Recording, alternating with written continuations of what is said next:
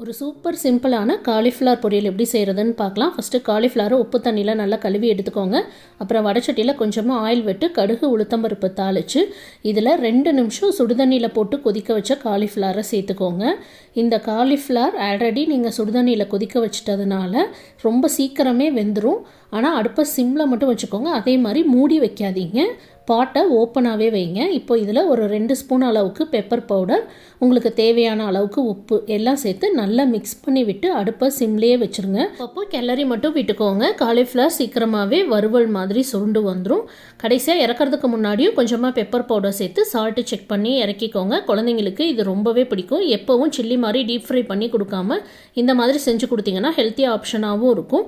நீங்கள் morning lunch பாக்ஸ்க்கு cook பண்ணுறதுக்கு ஈஸியாகவும் இருக்கும். ட்ரை பண்ணி பார்த்துட்டு எப்படி இருந்ததுன்னு கமெண்ட்ஸில் மென்ஷன் பண்ணுங்கள்.